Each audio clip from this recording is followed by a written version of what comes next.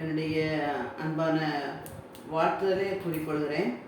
அன்பான தேவடைய பிள்ளைகளே, இந்த நாளில் நம்ம தியானிக்கும்படியாக தெரிந்து கொண்ட வேதவசனம் எஸ்ஐகேல் எழுதின புஸ்தகத்தில் 47வது அதிகாரம் 8வது வசனத்தை தியானிக்கலாம் அப்படின்னு நினைக்கிறோம். எஸ்ஐகேல் 47:8.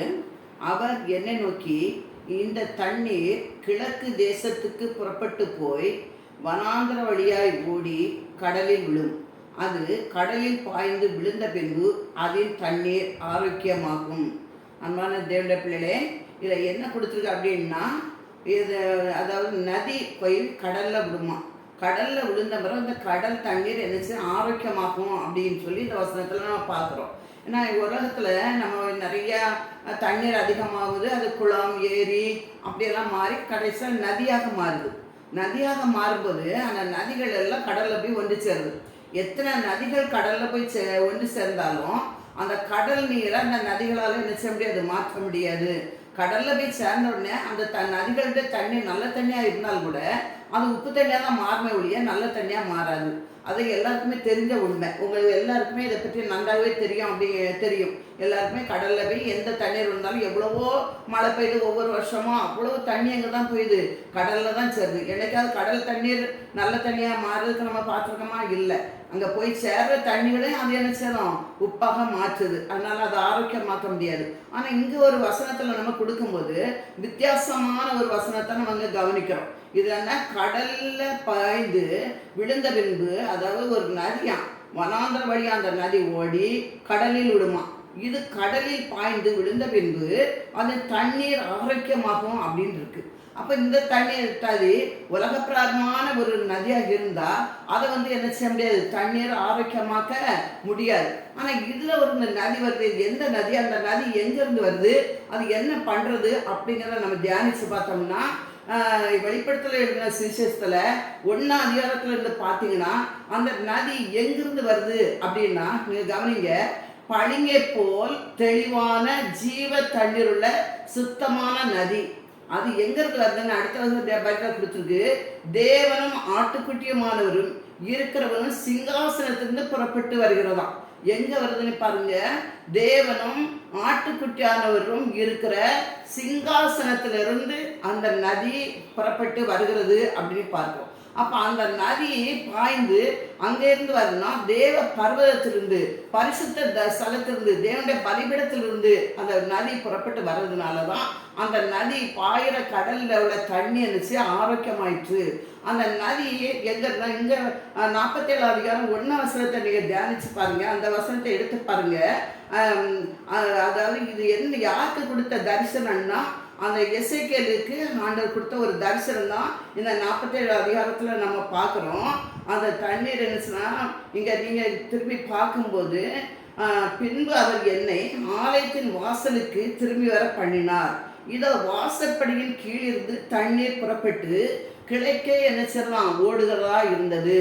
அந்த தண்ணீர் ஆலயத்திலிருந்து தான் புறப்பட்டு வருது அப்படின்னு சொல்லி, அந்த பலிபிடத்திலிருந்து புறப்பட்டு வருது. பலிபிடத்தில் எங்கே பாயிருந்துச்சுன்னா தெற்குப்புறமாய் பாய்கிறது அப்படின்னு சொல்லி 1ஆம் வசனத்தில் பார்க்குறோம். அருமையான தேவனுடைய பிள்ளைகளே, அப்போ ஆலயத்துக்குள்ளே அந்த தண்ணி பாயுது. பலிபிடத்திலிருந்து புறப்பட்டு அது ஆலயத்துக்குள்ளே பாயுது அந்த தண்ணி அப்படின்னு பார்க்குறோம். ஆலயம்னா என்ன அப்படின்னு சொல்லி நீங்கள் கவனிக்க உங்களுக்கு தெரியும்னு நினைக்கிறேன். ஆனாலும் நான் சொல்கிறேன், நீங்கள் 1 கொரிந்தியர் 3ஆம் அதிகாரம் 16ஆம் வசனத்தை நீங்கள் வாசிப்பீங்கன்னா, நீங்கள் தேவனுடைய ஆலயமாக இருக்கிறீங்கிறத அறியீர்களா அப்படின்ட்டு ஒரு வசனம் இருக்குது. அவர் தேவனுடைய ஆலயமாக இருக்கிற அறிகிறீர்களா, தேவனுடைய ஆவி உங்களுக்குள்ள வாசமாக இருக்கிறத நீங்கள் என்ன செய்யணும், அறியணும் அப்படின்னு சொல்லி 1 கொரிந்தியர் 3ஆம் அதிகாரம் 16ஆம் வசனத்தில் நம்ம வாசிக்கிறோம். அருமையான தேவனுடைய பிள்ளைகளே, அப்போ அந்த ஆலயங்கிறது என்ன அப்படின்னா, உங்களுடைய ஒவ்வொருவரும் நீங்கள் ஆலயம்தான். இந்த ஆலயத்துக்குள்ள என்ன நதி பாயுது அப்படின்னு சொன்னால், பரலோகத்தில் இருந்து அந்த நதி புறப்பட்டு வருது. தேவனும், அதாவது ஆட்டுக்குட்டியானவரும் தேவனும் உட்கார்ந்துருக்க சிங்காசனத்திலிருந்து அந்த நதி புறப்பட்டு வருது. ஜீவ தண்ணீர் உள்ள நதி. அந்த நதி வந்ததுனால இந்த கடல் தண்ணீர் என்ன செய்யுது, அது ஆரோக்கியமாயிற்று அப்படின்னு சொல்லி நம்ம பார்க்கிறோம். இப்போ அந்த நதி அப்போ உங்களுக்குள்ள பாயணும், உங்களுக்குள்ள வருது. ஒவ்வொருவருக்கும் ஆலயத்துக்கு வர ஒவ்வொருவருக்குள்ளையும் அந்த நதி என்ன செய்து பாயுது. பாயுது. அப்போ அந்த நதி பாய்ந்தா அந்த நதி பாயிற இடங்கள் எப்படி இருக்கும்? அதாவது நீங்கள் ஆதியாகமம் 2ஆம் அதிகாரம் 10ஆம் வசனத்தை பார்த்தீங்கன்னா, அங்கேருந்து ஒரு 4 நதி, ஏதேன் தோட்டத்தில் இருந்து ஒரு 4 நதி ஆண்டவர் என்ன சார் உருவாக்குனாரு. அந்த நதி வந்து அந்த ஏதேன் தோட்டம் முழுவதும் என்ன செய்துட்டு அதை செழிப்பாக்கிட்டு அது 4 தேசத்துக்கு புறப்பட்டு போச்சு. அது புறப்பட்ட இடமெல்லாம் பொன் விளைந்தது. அப்படியெல்லாம் நம்ம ஆதியாகமத்தில் பார்க்கிறோம். அதுப்பா நதி புறப்பட்டு போனால் அது என்ன செய்யணும்? செழிப்பாக அந்த இடம் மாறும். தண்ணீர் வந்தால் அந்த இடம் எப்படி தான் இருக்கும்? செழிப்பாக இருக்கும். அப்போ ஆண்டவர்கிட்ட இருந்து வர அந்த நதி, அந்த அபிஷேக ஊற்று உங்களுக்குள்ள வந்துச்சுன்னா அது என்ன செய்யும்? அது நீங்கள் செழிப்பாக மாறணும். எப்படி செழிப்பாக மாறணும்? அது அபிஷேக ஊற்று அப்படின்னு சொல்லிட்டு நம்ம என்ன செய்யணும்? வேதத்தில் வாசிக்கிறோம். அது எப்படின்னா நீதி மொழியில் பார்த்துருக்காங்கன்னா, அதாவது ஞானவான்டே போதகம் ஜீவ ஊற்று. ஒரு ஞானவான் போதகம்னா அது ஜீவ ஊற்று. இன்னொரு இடத்துல சொல்லப்பட்டிருக்கு கர்த்தருக்கு பயப்படுதல் ஜீவ ஊற்று அப்படின்னு இருக்கு. அப்போ நீதிமானுடைய வாய் ஜீவ ஊற்று. இப்படி 3 இடத்துல ஜீவ ஊற்று அப்படின்னா நீங்களும் அவங்களுடைய நீதிமானா இருந்தா நீங்க ஒரு ஜீவ ஊற்று. அப்புறம் நீங்க கர்த்தருக்கு பயப்படும் பயம் உங்கள்கிட்ட இருந்தா நீங்க ஒரு ஜீவ ஊற்று. நீங்க ஞானவானா இருந்தா நீங்க போதிக்கிற வசனம் ஜீவ ஊற்று. அதுதான் நதியாட்டு புறப்பட்டு என்ன செய்யும்? பாய்ந்து என்ன அது போற இடமெல்லாம் என்ன செய்தான்? செழிப்பாக்குது அப்படின்னு பார்க்குறோம். அருமையான தேவனுடைய பிள்ளைகளே, அடுத்த வசனத்தை பார்த்தீங்கன்னா 4ஆம் வசனத்தை நீங்கள் தியானிச்சு பாருங்க. 47ஆவது அதிகாரம் எசேக்கியேல் 47:4 அதை என்ன சொல்லிருக்கான்னா, அவரை காமிச்ச தூதன் அவர் அப்படியே அழைத்து சென்று போய் 1000 முழம் அளந்து தண்ணீரை கடக்க பண்ணாராம். 1000 முழம் தண்ணீரை கடக்க பண்ண உடனே அந்த தண்ணீர் என்ன கணுக்கால் அளவாக இருந்தது அப்படின்னு இருக்கு. அதுக்கப்புறமா அவர் என்ன செய்யுது? கணுக்கால் அளவில் இருந்தால் அது கொஞ்சம் தண்ணி தான். அந்த தண்ணி வச்சு பெரிய செழிப்பான நிறைய இடங்களை செழிப்பு வர பண்ண முடியாது.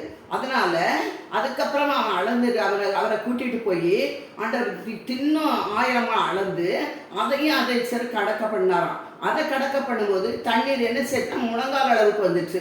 அதுக்கப்புறம் அதுவும் முழங்கால் அளவு இருந்தாலும் நிறைய இடங்களை அது போஷிக்க முடியாது, பாய முடியாது அப்படின்னு சொல்லி அந்த ஏன்னா இந்த வசனத்தில் நம்ம பார்க்கும்போது அது வனாந்திர வழியா ஓடி அப்படின்னு இருக்கு.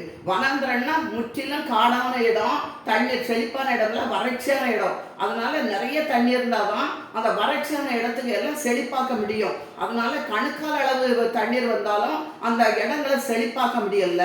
அதுக்கப்புறம் என்ன செய்யிருக்கானா, அந்த தூதன் அழைச்சிட்டு போய் இன்னும் 1000 முழம் அளந்திருக்கான். 1000 முழம் அளந்தும் போது அந்த தண்ணீர் வந்து இடுப்பளவா இருந்ததாம்.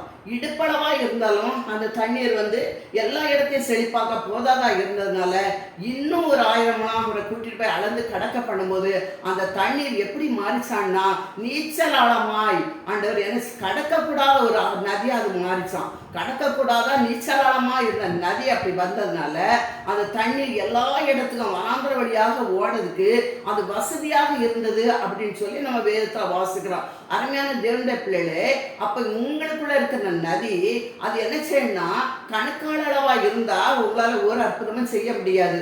ஆனா அந்த கடல் நீரை மாற்ற முடியாதத ஒரு மாற்றணும்னா அந்த நதி எப்படிப்பட்ட நதியா இருந்தா மாற்றணும்? அது பரலோகத்திலிருந்து இறங்கி வர்ற நதி தான். அந்த நதி போற இடமெல்லாம் ஆரோக்கியம் இருக்கு. அந்த நதி உங்களுக்குள்ள பாயுது. உங்களுக்குள்ள இருந்து அதை ஆறாட்டு, நதியாட்டு, ஊற்றாட்டு நிறைய இடங்களுக்கு பாயுது. அப்ப அதுக்குள்ள பாயணும்னா இந்த கணுக்கால் அளவு அபிஷேகங்களுக்கு போதாது, முழங்கால் அளவு அபிஷேகம் போதாது. இன்னும் நீங்க என்ன செய்யணும்? ஜபத்துல என்ன செய்யணும்? பலப்பட்டு கணுக்கால் அளவு இல்லை, முழங்கால் அளவு இல்லை, இடுப்பளவு இல்லை, நீச்சல் அளமா கர்த்தருக்குள்ள நீங்க ஒரு நிமிஷம் கடந்து வரணும் அப்படிங்கிறது இந்த வசனம் உங்களுக்கு போதிக்கிறது. நீங்க இருந்த நிலைமையிலே இல்லாம கர்த்தருக்குள்ள என்ன செய்யணும்? நீச்சல் அளமா என்ன செய்ய வேண்டும்? நீங்க கடந்து வரணும். நீங்க யோவான் எழுதின சுவிசேஷம் 7ஆம் அதிகாரம் 38ஆம் வசனத்தை நீங்க வாசிப்பீங்கன்னா அதுல என்ன சொல்லியிருக்குன்னா, வேத வாக்கியம் சொல்லுறபடி என்னிடத்தில் விசுவாசமா இருக்கிறவன் எவனோ அவன் உள்ளத்திலிருந்து என்ன செய்வான்? ஜீவ தண்ணீர்ல நதிகள் ஓடும். அப்போ நம்ம உள்ளத்திலிருந்து அந்த ஜீவ தண்ணீர்ல நதி ஓடணும்னா இந்த நதி எங்கிருந்து வரணும்? முதல்ல நான் சொல்லி தந்தேன், பரலோகத்துல இருந்து, அதாவது பிதாட்ட இருந்து என்ன செய்ய ஆட்டுக்குட்டியான வீட்டிருக்கிற சிங்காசனத்துல தான் அந்த நதி வருது. அது வித்தியாசமான நதி. அந்த அப்படி ஓடி வந்ததுனால தான் இதை கடல் தண்ணீரை மாற்ற முடிஞ்சது. மாற்ற முடியாத மாற்றணும்னா அங்கிருந்து தான் நதி வரணும். அது உங்களுக்குள்ள எப்படி வருது அப்படின்னா 38 வசனத்துல மிக தெளிவா சொல்லி இருக்குது, என்னிடத்தில் விசுவாசமா இருக்கிறவன் எவனோ அவன் உள்ளத்திலிருந்து ஜீவ தண்ணீருள்ள நதிகள் ஓடும். அப்ப இந்த நதி யாருடைய உள்ளத்திலிருந்து ஓடும் அப்படின்னா, ஆண்டவரிடத்துல யாரெல்லாம் விசுவாசமா இருக்கீங்களோ, கர்த்தரை யாரெல்லாம் நம்புறீங்களோ, யாரெல்லாம் அவங்கள விசுவாசிக்கிறீங்களோ அவங்க இடத்துல இருந்து இந்த நதி என்ன செய்யுமா ஓடும். அப்ப நீங்க கர்த்தருக்கு பிரியமா இருந்தா உங்கள்கிட்ட இருந்து இந்த நதி என்ன செய்யுமா ஓடும் அப்படிங்கிறது நம்ம வேதம் திட்ட தெளிவா நமக்கு என்னக்கிறது போதிக்கிறது. அப்ப இந்த நதி ஓடுனா அங்கே என்ன நடக்கும், அது என்னெல்லாம் முடியும் அப்படின்னு நீங்கள் பார்க்கும்போது அந்த நதி போகிற இடமெல்லாம் என்ன செய்யுமா முதல்ல ஆரோக்கியம் உண்டாயிருக்கும். அந்த 7ஆம் வசனத்தை பாருங்க, நான் நடந்து வரையில் இதோ நதியோரத்தில் இக்கரையிலும் அக்கறையிலும் வெகு திரளான விருட்சம் இருந்தது அப்படின்னு இருக்குது. அந்த நதி போகிற இடத்துல இந்த பக்கமா அந்த பக்கமா அந்த தூதன் வந்து எசேக்கியேலை காட்டிகிட்டே போகும்போது அவர் பார்க்கும்போது நதிக்கு இருபுறத்திலும் என்ன இருந்ததாம், திரளான விருட்சங்கள். விருட்சங்கள்னா மரங்களுக்குரிய குறிக்கும். இந்த மரங்கள் என்ன செய்யணும்னா இந்த ஆலயங்கள் கட்டப்படுவதற்கெல்லாம் மரங்கள் என்ன செய்ய தேவைப்படும். அப்ப நீங்க போற இடங்கள்ல எல்லாம் நிறைய விருட்சங்கள் இருந்தா நீங்க ஆலயத்தை கட்டுவீங்கன்னு அர்த்தம். அப்ப இந்த நதி போற இடத்துல முதல்ல என்ன செய்யணும், விருட்சங்கள் வளரும். விருட்சங்கள் வரும்போது நிறைய ஆலயங்களை நீங்க என்ன செய்யணும், உங்கள் மூலமாக கட்ட முடியும். அடுத்ததை நீங்க பார்த்தீங்கன்னா அவர் என்னை நோக்கி, இந்த தண்ணீர் கிழக்கு தேசத்துக்கு புறப்பட்டு போய் வனாந்தர வழியா ஓடி கடலில் விழும். இந்த தண்ணீர் வேற எங்க செய்யணும், வனாந்தர வழியா ஓடும். செழிப்பில்லாத இடம், வறட்சியான இடம், நோய் உள்ளதான இடம், கடன்பாரத்தில் இருக்கிற இடம், ஆண்டவரே அறியாத இடம், அது வறட்சியான இடம். அங்க ஒரு செழிப்பும் கிடையாது, அங்க தண்ணியே இல்லாத ஒரு இடம். அந்த இடத்துல தான் வனாந்தரம்னு சொல்லுவீங்க. வனாந்தரத்துல எந்த ஒரு ஆசீர்வாதமும் இல்லாத ஒரு இடம் தான் வனாந்தரமான ஒரு வாழ்க்கை, வனாந்தரமான ஒரு இடம். உங்களுக்கு தெரியும்னு நினைக்கிறேன். ஆனா அந்த வனாந்தரம் வழியா அந்த நதி ஓடணும். அந்த வழி நதி எங்கெல்லாம் ஓடும். அப்போ உங்கள்கிட்ட அந்த நதி இருந்தா, உங்க விசுவாசிக்கிறவங்க அந்த ஜீவ நதி புறப்படனே நம்ம என்ன யோவான வாசிக்கிறோம். அப்போ உங்களுக்குள்ளதான் அந்த நதி இருக்குது. அந்த நதி எங்கெல்லாம் புறப்பட்டு போனோம், வனாந்தரமான இடத்துக்கு. சுவிசேஷம் தெரிஞ்சவங்களுக்கே சுவிசேஷம் சொல்லிட்டு இருக்காங்க. வறட்சியான செழிப்பான இடத்துல ஓடிட்டு இருக்காம அது எங்க ஓடுனா வறட்சியான இடத்துல, வனாந்தரமான இடத்துல ஓடணும் அப்படின்னு நம்ம பாக்குறோம். அருமையான தேவனுடைய பிள்ளைகளே, இன்னைக்கு இதை கேட்கிற நீங்க ஒவ்வொருவரும் வறட்சியான இடத்துல, ஆண்டவரை பற்றி அறியாத இடத்துல நீங்க போய் அந்த நதி ஓடணும். அப்படிதான் நம்ம வேதத்துல நிச்சயம் வாசிக்கிறோம். அது வனாந்தர வழியாய் ஓடி அதுக்கப்புறம் தான் நிச்சயம் கடல்ல விழும். இது கடல்ல பாய்ந்த உடனே விழுந்த பின்பு அது தண்ணீர் ஆரோக்கியமாயிற்று. இந்த நதி எந்தெந்த கடல்லாம் விழுதோ அதெல்லாம் இருக்க சாபங்கள்லாம் மாறி ஆரோக்கியமாகும். நீங்க யார்கிட்டெல்லாம் போய் உங்க இதயத்துல இருக்கிற அந்த நதியை ஊற்றீங்களோ, நதி இன்னொரு இடத்துல விட ஆண்டோட வசனத்தை கூட குறிக்கும். ஆண்டோட வசனமா அந்த ஜீவ நதியை குறிக்கும். அந்த வசனத்தை நீங்க யார் மத்தியிலலாம், அதாவது வனாந்தரம்னா ஆண்டவரே அறியாத ஜனங்கள், கர்த்தரை பற்றியே தெரியாத ஜனங்கள், அவங்க வாழ்க்கை தான் வனாந்தரம் அப்படின்னு பார்க்கிறோம். மற்றபடி ஆண்டவரை அறிஞ்ச வாழ்க்கையெல்லாம் அது என்னது, அது ஜீவ தண்ணி ஊற்றப்பட்ட வாழ்க்கை, அது ரட்சிக்கப்பட்ட வாழ்க்கை. அபிஷேக நதி உங்களுக்கு கூட காய்தனால உங்க வாழ்க்கை வனாந்தர வாழ்க்கைன்னு எடுத்துவிட முடியாது.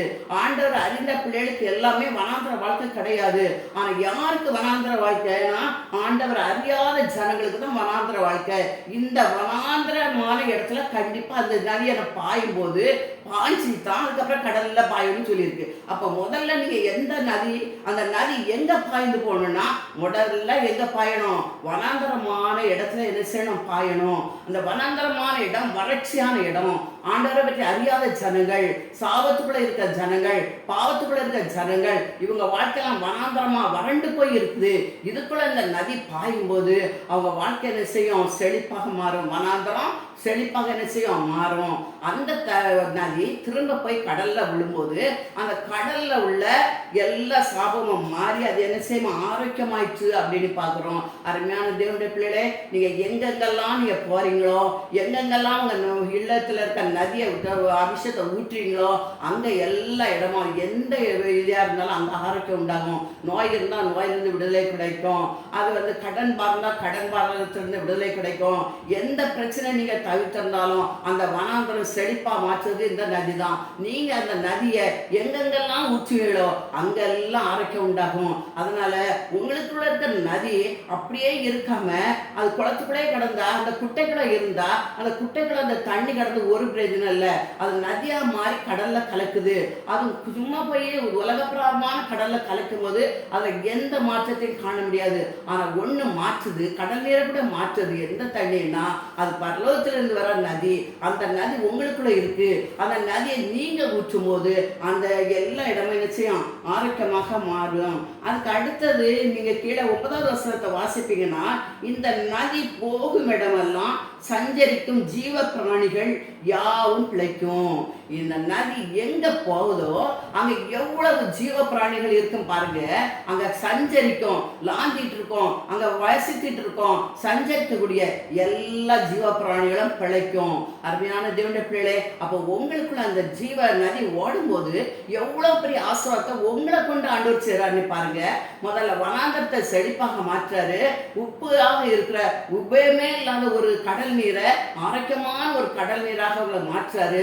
மூன்றாவது பார்த்தோம்னா, போக இடத்துல எல்லாம் உள்ள ஜீவ பிராணிகள் அதை எல்லாத்தையும் நிச்சயமா அந்த நதி பிழைக்கும்படியாக செய்யும். இந்த தண்ணீர் அங்க வந்தபடினால வெகு ஏராளமான மச்சங்களும் உண்டாயிருக்கும்.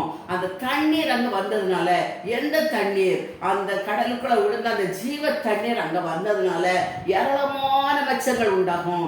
ஏராளமான மச்சங்கள் எதை குறிக்கும்னா, அருமையான தேவனுடைய பிள்ளைகளை ஆத்மாக்களை குறிக்கும். உங்களுக்குள்ள அந்த நதி இருந்தன்னா உங்களை சுற்றி சுற்றியே என்ன செய்யுமா, ஏராளமான ஆத்மாக்கள் வருவாங்க. சுவிசேஷத்தை கேட்க வருவாங்க, நீங்க பாடத கேட்க வருவாங்க. அருமையான தேவனுடைய பிள்ளைகளே, ஒரு பேதுரு பிரசவிக்கும் போது ஒரே நாள்ல 3000 பேர் ரட்சிக்கப்பட்டாங்க அப்படிங்கிறது நம்ம புதிய ஏற்பாட்டுல வாசிக்கிறோம். நீங்க வாசிப்பீங்க பேதுரை வாசிக்கும் போது. அதே மாதிரி தான் உங்களுக்குள்ள இருந்த அந்த நதி பாயுமானால் உங்களை சுற்றியும் ஏராளமான என்னது போட்டிருக்கு, மச்சங்கள் என்ன செய்யுமா உண்டாகும். இந்த நதி போகும் இடமெல்லாம் ஆரைக்கப்பட்டு பிழைக்கும். இந்த நதி எங்கெல்லாம் போகுதோ அங்க எல்லாம் ஆரைக்கப்பட்டு அங்க யாரெல்லாம் வியாதியில இருக்காங்களோ அவங்களை எல்லாம் பிழைப்பாங்க. எப்படி பிழைப்பாங்க நீங்க பாருங்க. நீங்க இதுக்கெல்லாம் நீங்க சந்தேகப்பட வேண்டிய அவசியம் இல்லை. ஏன் தெரியுமா, அந்த பெதஸ்தா குளத்துல ஒரு தண்ணி கலக்கும் போது பெரிய நினைச்சு அதுக்குள்ள முங்கின அந்த குளத்துக்குள்ள முங்கினவனுக்கு ஆரோக்கியம் கிடைச்சிட்டு நம்ம பாக்குறோம். ஒரு யோர்தான் நதியில போய் நாகமான் முங்கின உடனே அந்த நாகமானுடைய குஷ்டம் மாறி அவனுக்கு ஆரோக்கியம் கிடைத்தது. அதே மாதிரி இந்த நதியில, இந்த ஜீவ நதியில மூழ்குனா அந்த ஜீவ நதி போகும் இடமெல்லாம் என்னது உண்டாகும், ஆரோக்கியம் உண்டாகும். அப்ப நம்ம ஆண்டோடைய பிள்ளைகளாக நீங்க சர்ச்சுக்கு போறீங்க, காலகாலம் ஆராதிக்கிறீங்க. அப்ப இந்த நதி உங்களுக்குள்ள ஊற்றப்பட்டிருக்குதா, அது பலிபிடத்திலிருந்து பரலோகத்துல இறங்குற அந்த நதி உங்களுக்குள்ள வந்திருக்குதா அப்படின்னு சொல்லிட்டு பாருங்க. அவன் ஆண்டவர் சொல்லிட்டாரு, என்னிடத்துல விசுவாசமா இருக்கணுக்குள்ள அந்த ஜீவ நதி என்ன செய்யும் பாயும் அப்படின்னு. அப்ப ஆண்டவர்கிட்ட நீங்க விசுவாசமா இருந்தா கண்டிப்பா உங்களுக்குள்ள அந்த ஜீவ நதி இருக்கணும். அருமையான தேவனுடைய பிள்ளைகளே, அப்ப ஜீவ நதி இருக்கான்னு பார்த்தேன்னா அந்த இடம் போகிற இடம் எல்லாம் என்ன செய்யும், ஆரைக்கப்பட்டு பிழைக்கும். அப்ப நீங்க போற இடத்துல, நீங்க சஞ்சரிக்கக்கூடிய இடத்துல என்ன செய்யும், ஏராளமான ஆத்மாக்கள் வரும். அவங்க எல்லாம் பிழைப்பாங்க. ஆரோக்கியப்படுவாங்கன்னா என்ன அர்த்தம், குணப்படுவாங்க. குணப்படுவாங்கன்னா என்ன அர்த்தம்னா ரட்சிக்கப்படுவாங்க. பாவத்துல இருந்து, சாபத்துல இருந்து, வியாதியில இருந்து, கட்டுகள்ல இருந்து, பிசாசின் தொந்தரத்துல இருந்து, சாத்தானின் பிடியில இருந்து இப்படிப்பட்டு பிழைக்கிறது தான் நம்ம என்ன சொல்லுவோம், ஆரோக்கியப்பட்டு பிழைக்கிறது அப்படின்னு சொல்லுவோம். நீங்க உங்களுக்குள்ள அந்த நதி இருந்தா, ஒரு பாவத்துல இருந்தா அதுல இருந்து உங்களை அவன் என்ன செய்வான், ஆரோக்கியம் அடைவான். ஒரு பிசாசின் கட்டுகள்ல இருந்தா அவன் ஆரோக்கியம் அடைவான். ஒரு வியாதியின் கட்டுல இருந்தா அவன் ஆரோக்கியம் அடைவான். அப்ப இந்த நதி போக இடமெல்லாம், எந்த நதி யாருக்குள்ள ஜீவ நதி ஊறுதோ, யாருக்குள்ள, அதாவது ஆண்டவர் சொல்லிட்டார் முதல்ல, நீங்க தான் அந்த ஆலயம் அப்படி, ஆலயத்துலதான் இந்த நதி ஊற்றப்படுது. யார் யாரெல்லாம் ஆலயத்துக்கு போவீங்களோ அங்கெல்லாம் ஆலயத்துல பலிபீடத்துல இருந்து அந்த நதி வருது, வந்து உங்களுக்குள்ள ஊற்றப்படுது. நீங்களே அந்த ஆலயம். அப்ப ஆலயத்தோட ஊற்றப்பட நதி நீங்க தான் ஆலயம் ஆண்டவர் சொல்றாரு. புதிய ஏற்பாடுல வரும்போது கொரிந்தியர்ல நீங்களே அந்த ஆலயம். அப்ப உங்களுக்குள்ள இருந்துதான் அது என்ன செய்ய பாயணும். அது பாய்ச்சி என்ன செய்யணும், அது செல்லும் இடமெல்லாம் ஆரோக்கியம் விட்டு பிழைக்கும். அதுக்கு அடுத்து நீங்க பார்ப்பீங்கன்னா நிறைய நிறைய மீன்கள், பெரிய பெரிய மீன்கள், அதாவது யோனாவை தாங்கிறதுக்கு கடல்ல ஒரு மீன் ஆண்டவர் ஒரு பெரிய மீன் பார்க்கிறோம். அருமையான தேவனுடைய பிள்ளைகளே, நீங்க அப்படி நீங்க பார்க்கும்போது நிறைய மீன்களை கர்த்தர் உங்களுக்கு அந்த வலையில என்ன செய்வாரு, உங்களை தாங்கிறதுக்கு மீன்களை வைப்பாரு. முதல்ல நீங்க அந்த என்ன நிறைய மச்சங்கள் உங்களுக்கு கிடைக்கும்னு வச்சிருக்காரு. அதுக்கப்புறம் என்னன்னா உங்களை தாங்கிறதுக்கு ஒரு மீனை வைப்பாரு. அதை பெரிய பெரிய ஆட்களை, பெரிய பெரிய உத்தியோகத்துல இருக்கவங்கள அவங்கள கொண்டு வந்து உங்க ஊழியத்தை ஆண்டுன்றவர் என்ன செய்வாரு, பிரகாசிக்க பண்ணுவாரு, தாங்குவாரு. எப்படி தாங்குவாருன்னு நீங்க நினைக்காதீங்க, சந்தேகப்படாதீங்க. ஏன் தெரியுமா, ஒரு மீனை ஆண்டவரை வரிப்படம் செலுத்தும் போது ஆண்டவர் என்ன சொன்னாருன்னா, நீ கடல்ல போய் மோடி தூண்டியல போடு, முதலாவது ஒரு மீன் கிடைக்கும், அந்த மீன் வாயை திறந்து பாரு, அப்போது அங்க ஒரு வெள்ளிப்பணம் கிடைக்கும், அதை கொண்டு உனக்கு எனக்கா என்ன செய்ய வரி செலுத்து, உனக்காக செலுத்த போதுமானது, எனக்கு போதுமான ஆண்டவர் சொல்லி வாக்கு கொடுத்தாரு. அதே மாதிரி அந்த வெள்ளிப்பணத்தை எடுத்து 2 தேவை சந்திக்கப்பட்டது. அருமையான தேவனுடைய பிள்ளைகளே, இன்னைக்கு அப்படிப்பட்ட மீன்களை கர்த்தர் உங்க வாழ்க்கையில, உங்க ஊழியத்துல, உங்க குடும்பத்துல, எல்லா காரியத்திலையும் அப்படிப்பட்ட மீன்களை தரதுக்கு ஆண்டவர் என்ன செய்வாரு, சித்தமுள்ளவராக இருக்கிறாரு. ஆனா ஒன்னே ஒண்ணுதான், நீங்க ஆண்டவரை விசுவாசிக்கணும். அந்த ஆலயத்துல ஊற்றப்படுற நதி உங்களுக்கு பாயணும். உங்களுக்கு பாய்ந்து அது சும்மா இருக்க கூடாது, அது கணக்கால வரணும், அதுக்கப்புறம் அது முழங்கால வரணும், அது இடுப்புல வரணும், அப்புறம் நீச்சல் வரணும். அது அப்படியே வந்து என்ன செய்யணும், நிரம்பி நிரம்பி நிரம்பி என்ன செய்யணும், வழிந்துகிட்டே இருக்கணும். சைதத்தை சொன்னது, என் பாத்திரம் நிரம்பி வழியுது. அப்ப நிரம்பினாதான் ஒரு கணக்காளெல்லாம் வந்தாக்க என்ன வழிய முடியாது.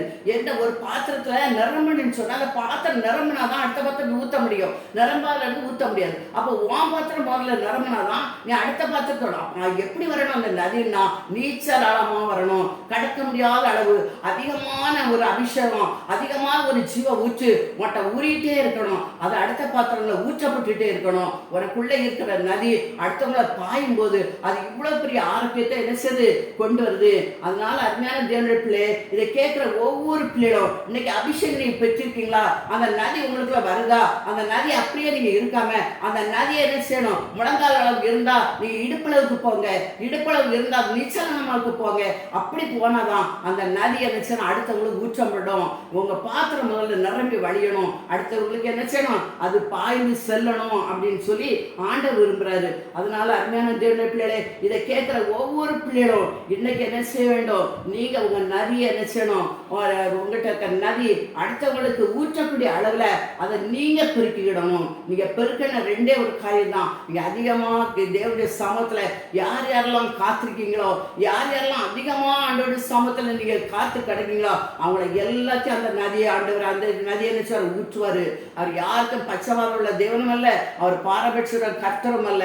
அவர் எல்லாரையும் ஒண்ணு போல நேசிக்கிற தெய்வம். உனக்கு தான் தருவாரு, எனக்கு தர மாட்டாரு அப்படின்னு நினைக்காது. எல்லாத்தையும் ஊற்றுவாரு, எல்லாத்தையும் நிரப்பாரு. நீங்க கேளுங்க, கர்த்தர் நிச்சயமா உங்களை என்ன செய்வாரு, உங்களை நிரப்பி ஆசீர்வதிப்பாரு.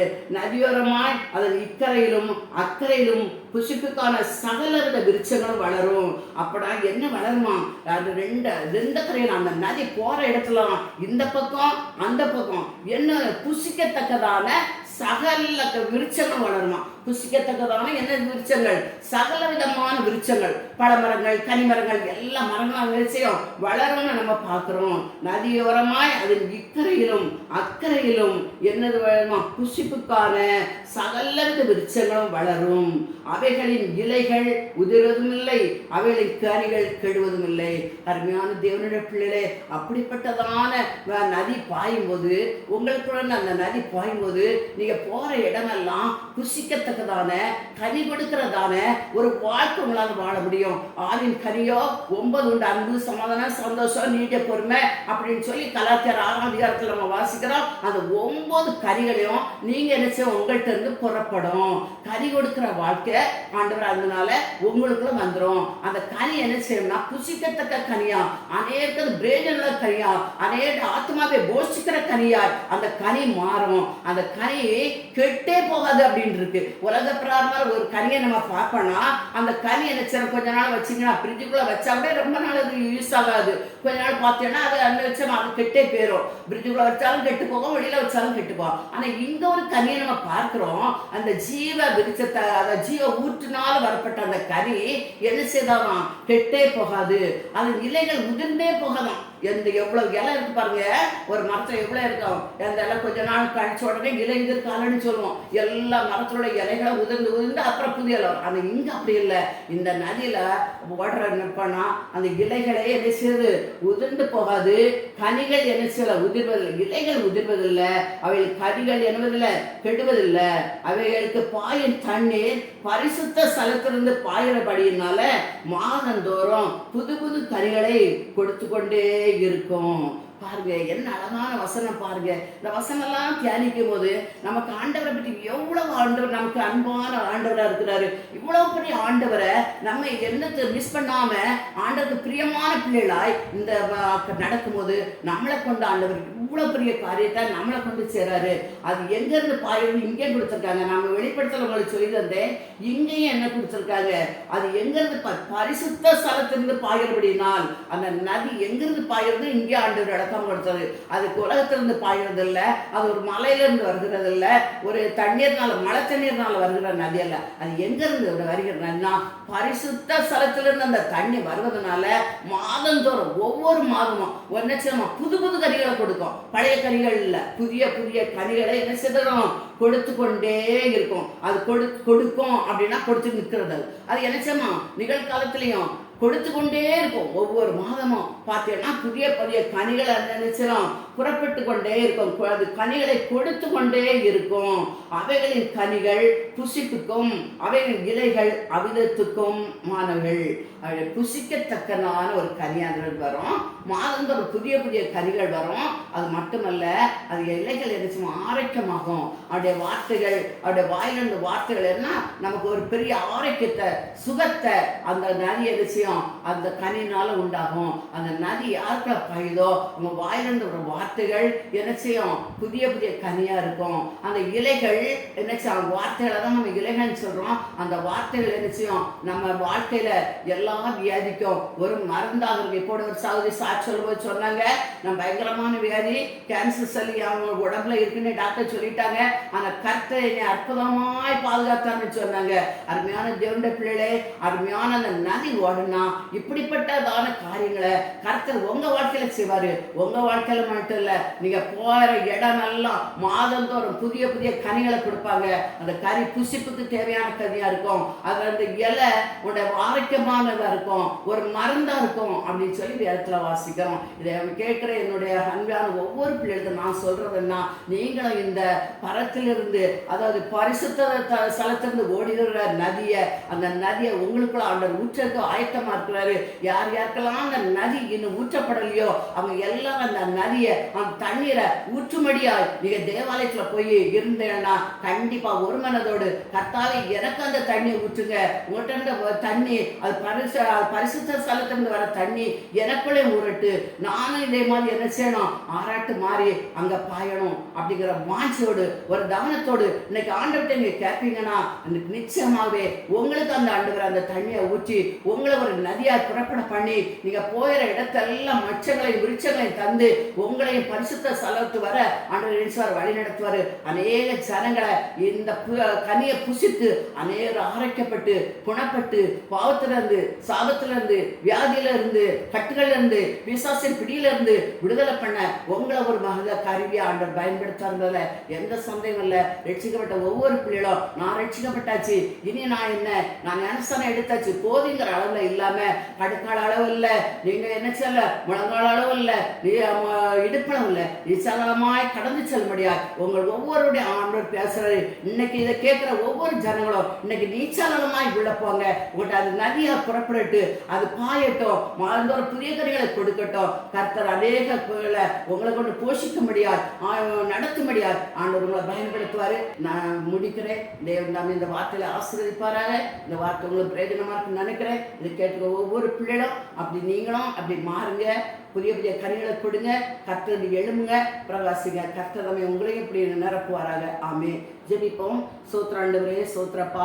அருமையான தகப்பனே, கொடுக்கப்பட்ட அதையான வேத வசனத்துக்காக நன்றி செலுத்துகிற ஆண்டவரே. நாங்கள் ஒவ்வொருவரும் கேட்டுக்க பிள்ளைகளும் கூட ஆண்டவரே, ஒரு ஆண்டவரே, அது ஒவ்வொருக்கு மேலேயும் இந்த ஜீவ நதி அப்பா, பரிசுத்த ஸ்தலத்திலிருந்த அந்த ஜீவ நதி எங்களுக்குள்ளே பாய்ந்து வரட்டப்பா. நாங்கள் ஆண்டவரே, நாங்கள் எங்கிட்ட இருக்க நதி அநேர்களை பாய்ந்தப்பா ஆண்டவரே, துதிக்க ஆரோக்கியமோ புதிய புதிய கனிகளை கொடுத்து ஆண்டவரே அப்பா, அந்த இலைகள் எல்லாம் அமிர்தமாகவும் ஆண்டவரே, கனிகள் புசிக்கும்படியாகவும் மாதந்தோறும் புதிய புதிய கனிகளை கொடுக்கும்படியா எங்களை அப்படி மாற்றும்படியா ஜெபிக்கிறேன். கேட்ட ஒவ்வொரு பிள்ளைகளையும் ஆண்டவர் ஆசீர்வதிக்க, அப்படியே மாற்றி ஆசீர்வதிக்கணுமா ஜெபிக்கிறேன். இயேசு மூலம் ஜெபங்களை பிதாவே.